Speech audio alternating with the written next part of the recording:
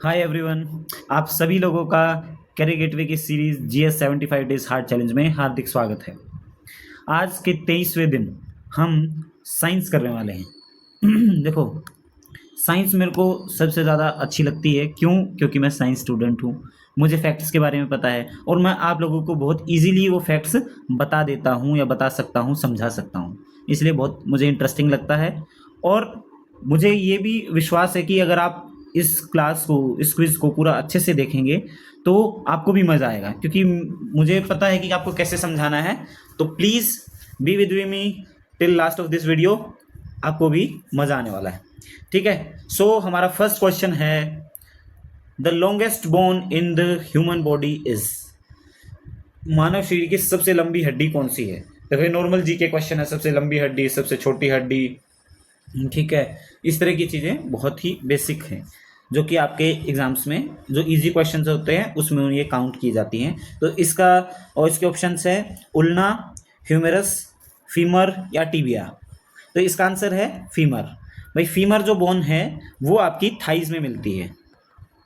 ठीक है, थाइज में वो लंबी भी होती है और स्ट्रोंगेस्ट भी है। ये लॉन्गेस्ट है प्लस क्या है, वो स्ट्रोंगेस्ट है। अगर आपसे स्ट्रोंगेस्ट भी पूछ ले एक तरीके से, वो भी है। कई बोलेंगे कि भाई इनेमल सबसे स्ट्रोंगेस्ट, भाई वो हड्डी नहीं है, वो स्ट्रोंगेस्ट पार्ट बोल सकते हो आप। ठीक है, लेकिन अगर मैं बोन की बात करूं तो यहाँ पर स्ट्रोंगेस्ट बोन है। ये अपने पूरे शरीर का वजन उठा के रखती है, पैरों को आगे बढ़ने में हेल्प करती है। हम कोई वजन उठाते हैं तो सबसे ज़्यादा वजन जो रोकता है तो हमारी थाइस की जो फीमर बोन है वही रोकती है।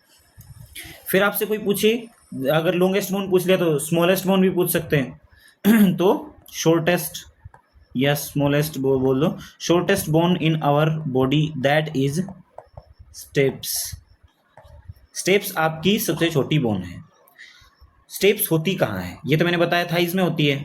तो स्टेप्स आपकी होती है कान में, ईयर ड्रम के पास में आपकी ये बोन देखने को मिलती है। ठीक, चलिए। नेक्स्ट क्वेश्चन है, the time period of pendulum when taken to the moon would remain the same, decrease, become zero, increase. ये क्वेश्चन जैसे हमने एनसीईआरटी जो सीरीज करी थी वहाँ बहुत अच्छे से ये देखा था कि भाई जो टाइम पीरियड है पेंडुलम का वो कैसे वेरी करता है। जिन लोगों ने वो सीरीज़ नहीं देखी जाके देख सकते हैं। अभी हम 8th क्लास की शुरू करने वाले हैं। Time period of a pendulum is equal to T is equal to, मतलब time period 2 pi under root L over G. यहाँ पर टी टाइम पीरियड है, एल आपका लेंथ ऑफ पेंडुलम है और जी ग्रेविटी है। ठीक, अब यहाँ पर बोला गया है अगर मून पर अगर हम पेंडुलम को ले जाएं तो टाइम पीरियड पे क्या फ़र्क पड़ेगा। हमें इस फैक्ट के बारे में पता होना चाहिए। किसी और फॉर्म में भी ये क्वेश्चन पूछा जा सकता है कि जो मून की ग्रेविटी है, मून के ऊपर जो ग्रेविटी है that is 1/6 of earth gravity. ठीक, मतलब अर्थ की अगर ग्रेविटी अगर हम 6 माने तो मून पे कितनी है? 1। अब मून पे ग्रेविटी क्या हो जाएगी? कम। तो यहां पर अगर हम देखेंगे T is inversely proportional to root G. यहां पर ये अगर घटता है तो टाइम पीरियड क्या होगा? बढ़ेगा।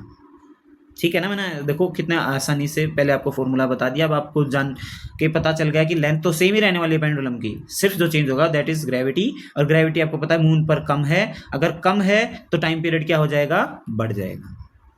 ठीक। The function of ball bearings in a wheel is to increase friction, to convert kinetic friction into rolling friction, to convert static friction into kinetic friction, just for convenience। अपने मजे के लिए हैं। Ball bearing, ball bearing होता क्या? पहले तो देखो,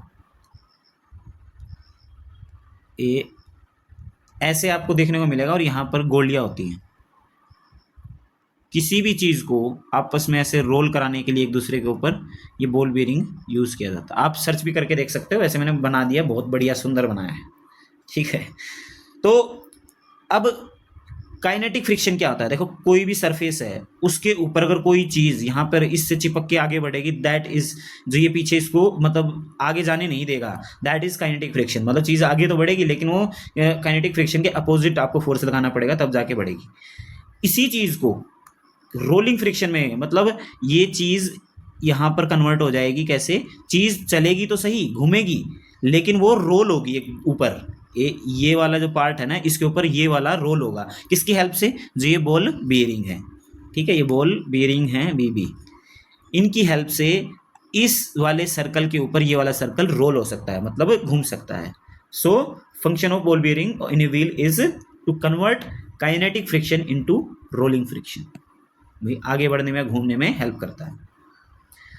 the shock absorbers are usually made of steel as it is not brittle, has lower elasticity, has higher elasticity, has no ductile property. Again आपकी जो बेसिक साइंस है, तो आप सीरियसली बता रहा हूँ, आप अगर एनसीईआरटी वाली सीरीज देख लेंगे तो आपके लिए साइंस इतनी आसान हो जाएगी। जो अगर रेलवे का भी कोई एग्ज़ाम दे रहा है, कोई साथी हमारा देख रहा है अभी और रेलवे का एग्ज़ाम दे रहा है, उसमें साइंस बहुत आती है। साइंस अलग से ही आपके क्वेश्चंस आते हैं, 30 क्वेश्चन शायद आपके, या 50 क्वेश्चंस के आसपास साइंस के ही क्वेश्चन आते हैं। तो आप लोगों के लिए तो मैं बिल्कुल मैंडेटरी बोलूँगा कि भाई आपको 6 क्लास से 10th क्लास तक की साइंस जरूर पढ़ी होनी चाहिए, एनसीईआरटी, ठीक है। आप जाके उस प्ले लिस्ट में देख सकते हैं। अब ब्रिटल क्या होता है? भंगुर, एकदम से, मतलब मारते ही टूट जाए, जैसे ग्लास ब्रिटल होता है, मारते ही कटक सारी वो बिखर जाएगा। डक्टाइल, ठीक है, डक्टाइल क्या होता है? जो थिन शीट्स है, सॉरी, मेलिएबल और डक्टाइल। डक्टाइल होता है जो वायर में कन्वर्ट किया जा सके, किसी मेटल के पार्ट को ऐसे मतलब पीट पीट के करके उसको वायर की फॉर्म में किया जा सके। तो क्योंकि ये मतलब ये डक्टाइल प्रॉपर्टी नहीं है स्टील में, बिल्कुल भी नहीं है, ब्रिटल नहीं है, ऐसी कोई बात नहीं है। मेन बात जो है that is high elasticity. Elasticity क्या होता है कि कोई भी चीज़ को आप कितना भी खींचो, वो वापस से अपनी पोजीशन या अपनी शेप रीगेन कर ले, वापस से उसी पोजीशन में आ जाए, या फिर ये बोल सकते हैं कि उसी अपनी शेप में आ जाए, दैट इज इलास्टिसिटी। और स्टील आपका बहुत ज़्यादा इलास्टिक है, मतलब उसकी इलास्टिसिटी बहुत ज़्यादा है। इलास्टिसिटी का मतलब आप उसमें रबड़ में मत चले जाना कि भाई हाँ, जो बालों में रबड़ लगाते हैं वो देख रहे हैं कि हाँ भाई वो छोड़ने पे अपनी शेप में आ जाता है, तो बहुत ज़्यादा इलास्टिक होता नहीं, थोड़ा सा एक्स्ट्रा फोर्स लगाते ही टूट जाएगा, तो उसकी इलास्टिसिटी ज़्यादा नहीं हुई, उसकी इलास्टिसिटी कम हुई। इलास्टिसिटी तभी कंप्लीट मानी जाएगी जब आपने वो खींचा, तो आपने कितना ही जोर लगा के खींचा, वो वापस से अपनी पोजीशन में, अपनी शेप में आ रहा है। लेकिन रबड़ तो एक पर्टिकुलर फोर्स के बाद टूट जाता है। ऐसे ही और भी सारी चीज़ें हैं जो टूट जाती हैं, लेकिन स्टील है उसकी इलास्टिसिटी बहुत ज़्यादा होती है, आप याद रखना। इसलिए उसको शॉक एब्जॉर्बर में यूज़ किया जाता है कि भाई कितना भी शॉक और कितना भी प्रेशर लगे, वो स्टील का बना होगा तो वापस से अपनी शेप गेन कर लेगा। Okay, which of the following could be used as fuel in propellant of rockets? Propellant क्या होता है? देखो, इंजन लगे होते हैं रॉकेट में, ऐसे ये आपका रॉकेट,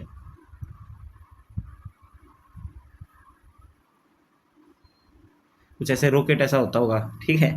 तो यहाँ से आपने, एक सेकेंड, ये यहाँ से ऐसे ये निकलते हुए देखा होगा, जो आग मतलब ऐसे निकलती रहती है। तो वो ऐसे क्यों निकलती है आग? वो इसलिए निकलती है, वो थ्रस्टर होते हैं पीछे, वो एकदम से कंबशन होगा, और उस कंबशन की मतलब इक्वल अपोजिट रिएक्शन आपने सुना होगा, न्यूटन थर्ड लॉ। तो वो पीछे की तरफ धकेलेंगे, थ्रस्ट मिलेगा, तो रॉकेट आगे की तरफ बढ़ेगा, ठीक। अब यहाँ पर पूछा गया है कि भाई कौन सा ऐसा है जो यूज़ किया जाता है एज ए फ्यूल। सो एक तो फ्यूल चाहिए यहाँ पर, और दूसरा जलाने के लिए कुछ एजेंट चाहिए, कंबस्टिबल एजेंट चाहिए। तो कंबस्टिबल एजेंट आपका है दैट इज ऑक्सीजन। आपकी आग प्रज्वलित क्यों होती है? क्योंकि एनवायरनमेंट में ऑक्सीजन है। तो अगर हमें ऊपर जाके भी अगर आग को सही तरीके से जलाना है, फ्यूल को सही तरीके से जलाना है, तो आपको क्या चाहिए? ऑक्सीजन। सो ऑक्सीजन आपकी इसमें भी है, इसमें भी है और इसमें भी है। लेकिन नाइट्रोजन क्या करती है आग जलाने के लिए? आग को जलने नहीं देती, तो ये यहाँ पॉसिबल नहीं है। आर्गन भी कोई हेल्प नहीं करती। तो जो हाइड्रोजन है वो एक आपका लिक्विड हाइड्रोजन एक फ्यूल है रॉकेट का, और लिक्विड ऑक्सीजन है आपका कंबस्टिबल एजेंट। जो कि लिक्विड हाइड्रोजन को जलने में हेल्प करता है ताकि थ्रस्ट बन सके और रॉकेट आगे बढ़ सके। प्रोपेलेंट जो होता है वहाँ, उसकी वजह से रॉकेट आगे बढ़ता है। सो इसका आंसर होगा liquid hydrogen plus liquid oxygen. The addition of gypsum to Portland cement helps in increasing the strength of cement, rapid setting of cement, preventing rapid setting of cement, reduction in the cost of cement। पहली बात, gypsum क्या होता है? देखो ये आपके exam में भी काफी बार पूछा गया। जिप्सम का फॉर्मूला ही पूछ लेते हैं, calcium sulphate CaSO4 into 2H2O। फिर इसी का एक भाई बहन बोल सकते हो, प्लास्टर ऑफ पेरिस।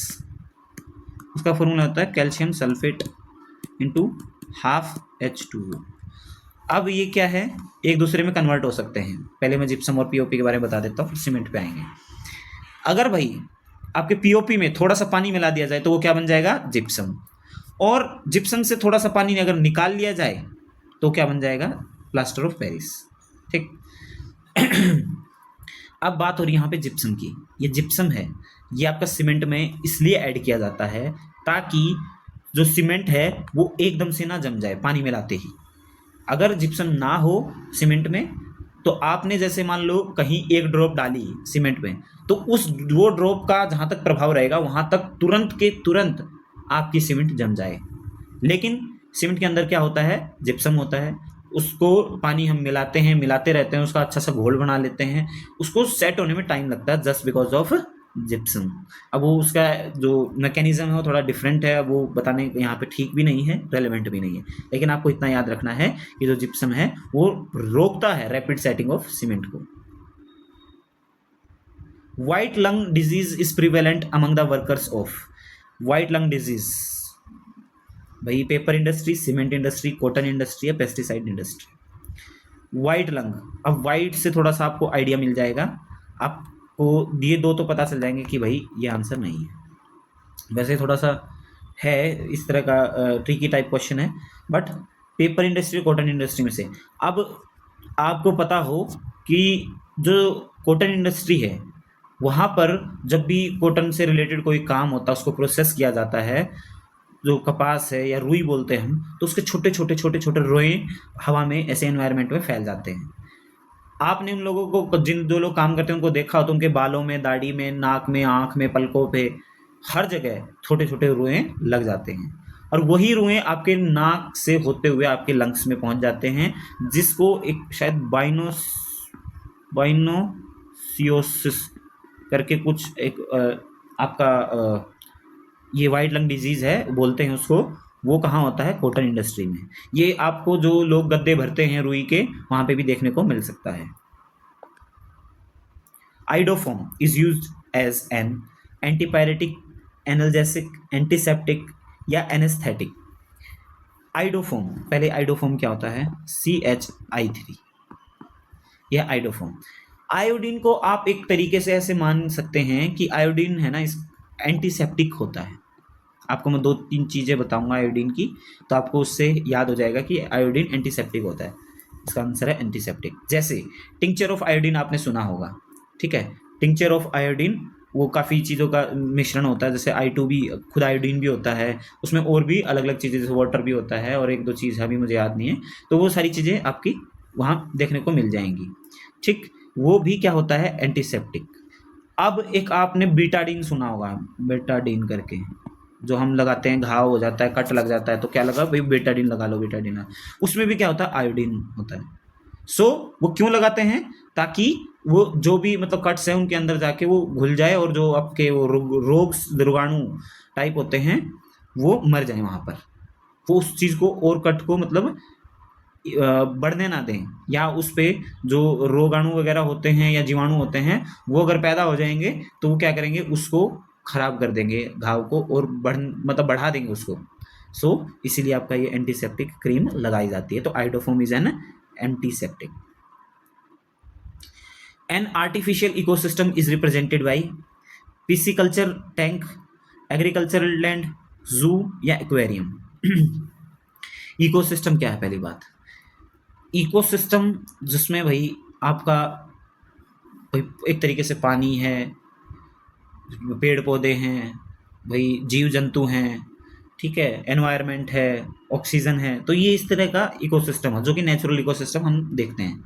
लेकिन यहाँ पर आर्टिफिशियल पूछा गया है, तो आर्टिफिशियल देखो जू में जो रहते हैं तो वहाँ पे जो इकोसिस्टम है आप देखेंगे कि मतलब ये एक सेकंड, ये कभी आंसर ना मान लो, तो वहाँ पर आप देखेंगे तो जो नेचुरल होता है वो ही इकोसिस्टम होता है। एग्रीकल्चरल लैंड भी नेचुरल है।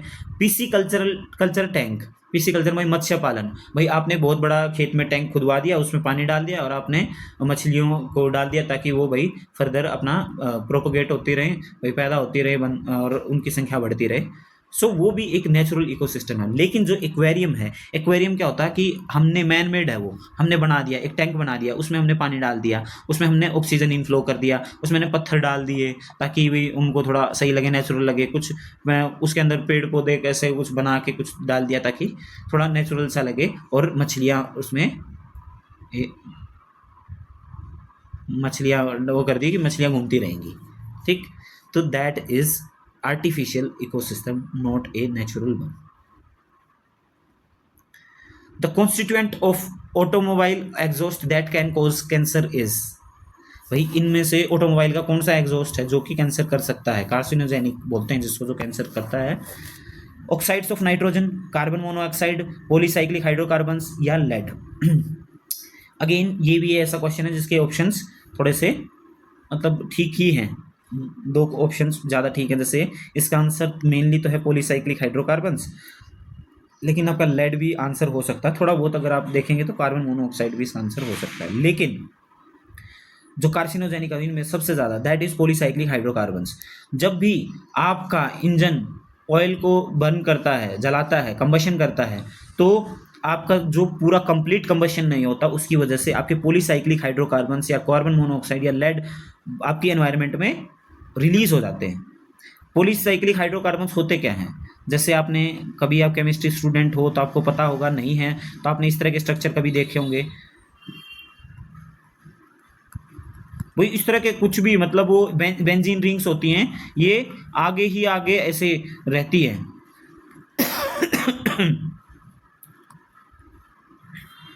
ठीक है, मतलब कुछ भी इस तरह के स्ट्रक्चर होते हैं जो कि इजीली आपके डिसॉल्व नहीं होते, या फिर ये बोल सकते हैं टूटते नहीं हैं, और वो आपके अंदर अगर चले जाएं तो वो मैंने बताया ना, डिसॉल्व वगैरह कुछ नहीं होते, तो वो धीरे धीरे जमा हो जाते हैं और आपके क्या कर सकते हैं, कैंसर। ठीक, सो इसका आंसर है पॉलीसाइक्लिक हाइड्रोकार्बन्स, या इसको PAH भी बोलते हैं, पॉली एरोमेटिक। एरोमेटिक मतलब साइक्लिक, ये जो साइक्लिक स्ट्रक्चर है ना, ये इनको एरोमेटिक भी बोलते हैं हाइड्रोकार्बन्स। आज का हमारा बोनस क्वेश्चन है, the optimum dissolved oxygen level in milligram per litre required for the survival of aquatic organisms is 4 to 6, 2 to 4, 8 to 10, 12 to 16। Obvious सी बात है, जब पानी में ऑक्सीजन होगा तो ही हमारे जलीय जीव जीवित रह सकेंगे। अगर ऑक्सीजन नहीं हुआ पानी में तो कैसे जीवित रहेंगे। लिक्विड ऑक्सीजन, भाई वो ऐसे लिक्विड फॉर्म में, तो वो उसका लेवल कितना होना चाहिए, ऑप्टिमम लेवल पूछा है। ठीक है, ज़्यादा कम भी हो सकता है, लेकिन नॉर्मली कितना होना चाहिए इन milligram per litre, that is 4 to 6 milligram per liter dissolved oxygen should be there for the survival of aquatic organisms। ठीक, सो आज की हमारी क्विज यहाँ ख़त्म होती है, और आई होप आपने भी साथ के साथ अटेम्प्ट की होगी। सो देख सकते हैं कि आपके कितने मार्क्स बने। बाकी नेक्स्ट वीडियो में आपसे मुलाकात होगी, तब तक के लिए ख्याल रखें, बाय बाय, टेक केयर, जय हिंद।